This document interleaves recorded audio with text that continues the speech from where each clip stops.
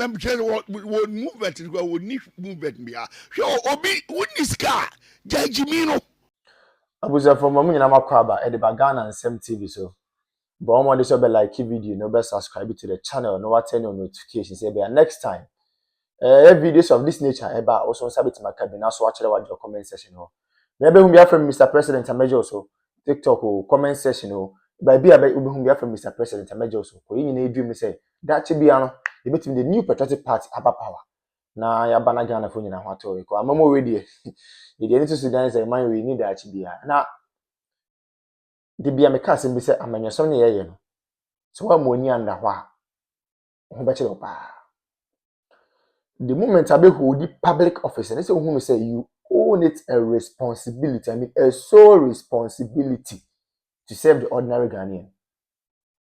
But I think say I do retirement nkofo bebree if you say a public office no more hold it. As a result of that, it is their sole responsibility to impact and improve lives of people. They have forgotten about that. Abushami chankra, momi enko. Yenko ko video bi mra. Na video no we are going to take our time and digest the issues out of the perspective of the ordinary girl, not the perspective of Mr. President here. Women commerce here. Na unia jako say ne party ya or tini ni movement mo boano mo support no Kumawoodfuo Ajako one tea party. Ntina make movement. Mem say what movement go need movement bia. Hwe obi woni ska jajimino.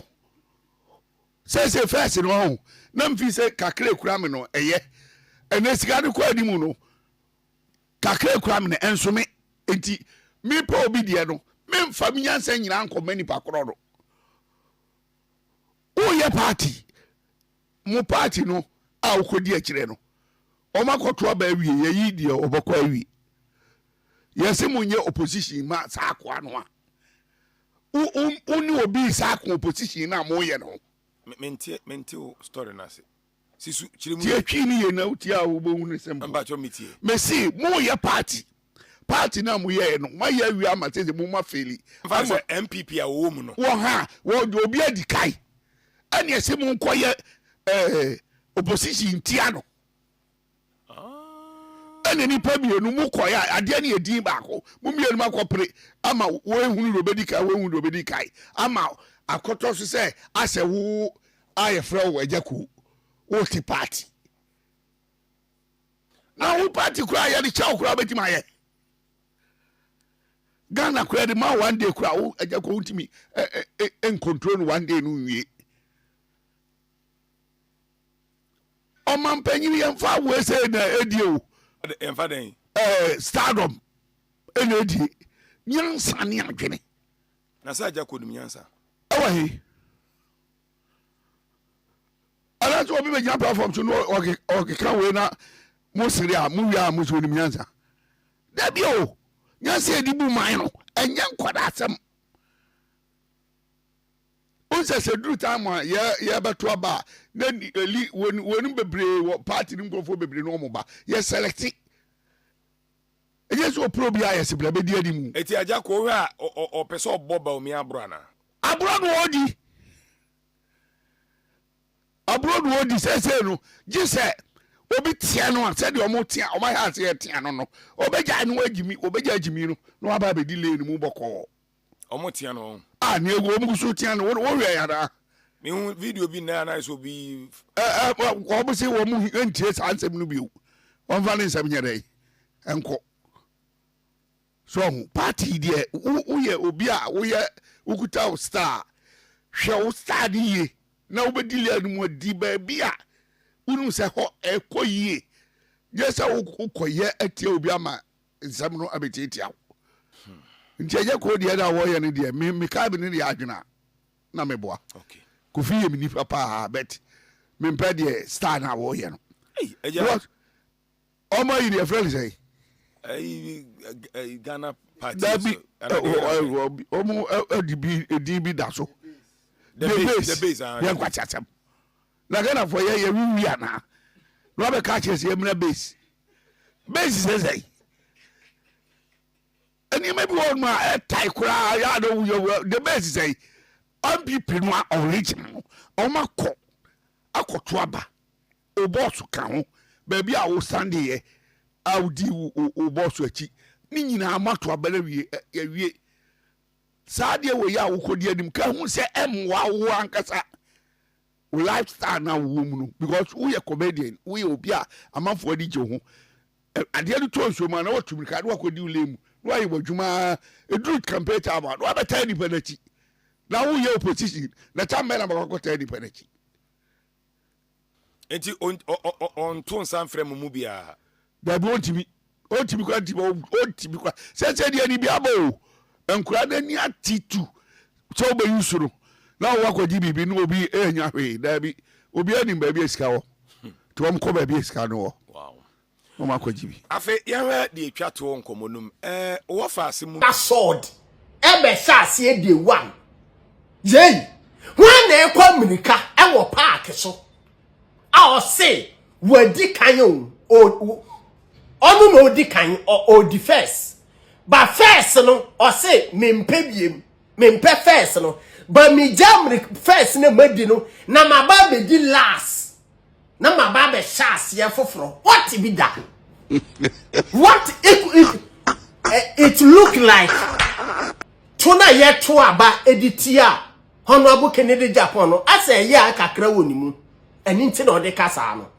because say ya eni honorable Kennedy Japan mu a na ke the fact and the truth say honorable Kennedy Japan e catch the NDC government and say Ghana for na jide wo mu nti make sure say what commission sa hospital ne dia masantefo ene Ghana for at that moment I will bet now my MPP ebeba be demonstration the same edietia when this government will fail because adwuma go what the say we ye enti honorable Kennedy Japan be ka say NDC MPP for wa buy mu 8 years one commission into obi aba 1.5 years yenja wo eni na Ghana gina so to aba this MPP. So that is your responsibility as NDC to commission the hospital for Asante region, for Asante people, any Ghana for. Masa, only a hospital, only a hospital, no. 1.5 years penny on GP. What's it 1.5 on GP? On DD. Maybe so on GP, on DD, on DD. Sikabe no time yes or the kwa start 24 hours economy market ni sikabe no time ye. Sa sika yentimi yi enfan finish sa hospital na. Enti mistake a MPP ye no. That means all part na say NDC sunye the same thing enye sa. Kofo na sha ase. O sha ase na NDC for beto aso wo mu awie. NDC for so afiri so NMPP abeto aso wo mu so awie. Na wo NDC wa ba finish no. Finish no. Muzwe na dawo no. Si mu de bia ye kan ho asem. Oman we just say yenim oman ni issue ayewo. Ko ye hwe ne ma papa na adan kwakufuo Dr. Laji Mahmood Bawumia ye de ma oman we a. Any 2024 elections eko, no ma Dr. Bawumia e den na Rej3ct Ghana fa se me ba we ni we na meyama mo na. Busia na ke ye nsem pata de yensa kan. Serious. So in fact, on my bit me ko borrow on my be presidency. On my bit me ko borrow on my be leaders are KBA the new patriotic party, the leaders of the party. KBA borrow another African country to cause development there. For the first time in the history of the country, we have generalized free senior high school. The word is generalized. For the first time in the history of the country, we have active drone delivery systems.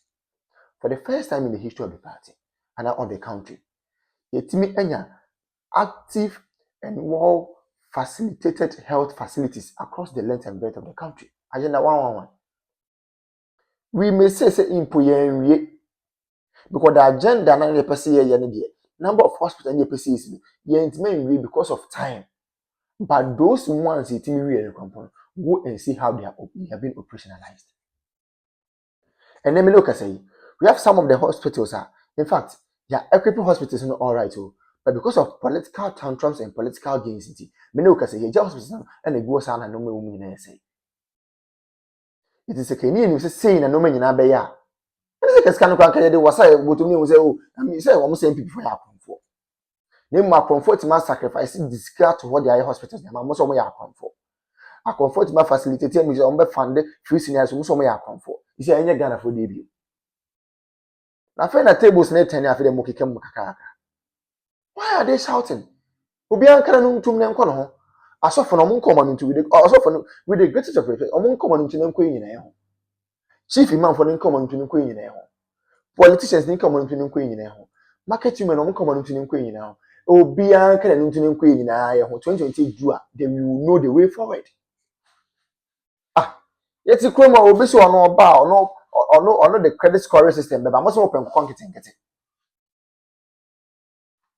Nanze bibini na nkasa de se bi ye bibia nkete ya adwen nkete ye bibia ye bia invest kwa ye nkete. We want everything in pieces. We don't want everything in bulk. Adi asem kwa ni. Obi ma credit scoring system also open nkete. Obi introduce electric or electronic bus systems, most open nkete. You see anyone? You people chose policy, you people chose music over policy. Then you tell me ho papa na fe na mbusu wa kire me na wo ne wo sia kire me say bi me na me ko ka kire Rej3ct ma say o mema was come to mutu one ye wa ha digitalization ye start say ye mo say daddy digitalization and to kinki nti mo pe kinki sika nti amamu papa na ba o mo ma mo kinki amamu a ade na mo kam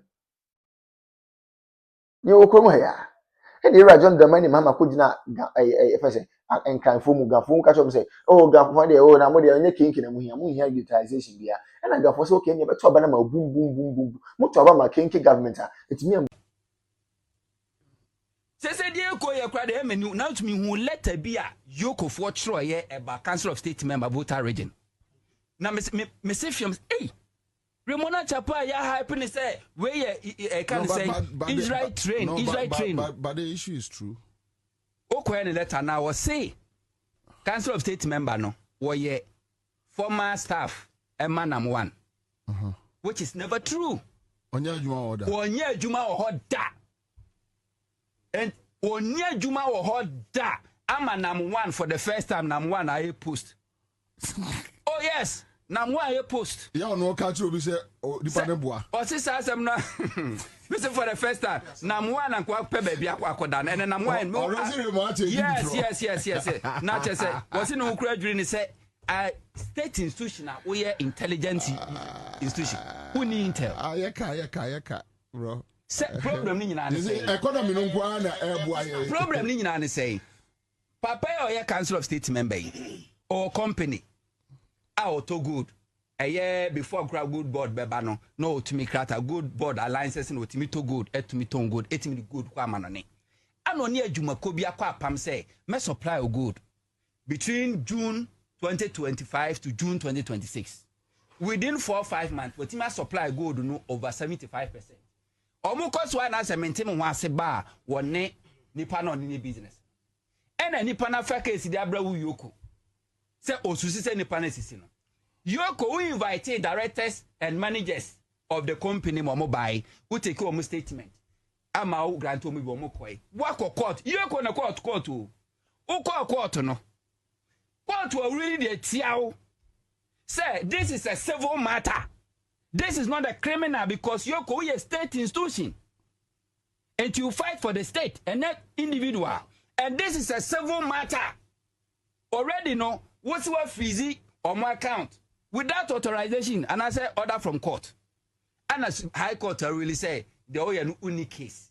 What ferry akona koda afi the old fediana afi the also by us say any mokra mweda mempemubium adwuma wura na ankasa na mepenache no. We invite ten na o my no issue document say we a fugitive. Awo jane. Tango. Personal attack as if say you office one and they use any personal agenda. And you so sad. No Raymond Wankasa me Martin ma ba me ensebia. I don't want to talk about. Na me see the memo who no. Wo the very soon who recordings e be pie. Raymond very soon who recordings are e be pie. Agya and this state institutions are on sa no hu no no kra se amfe ya nsori amfa na nsi fo ma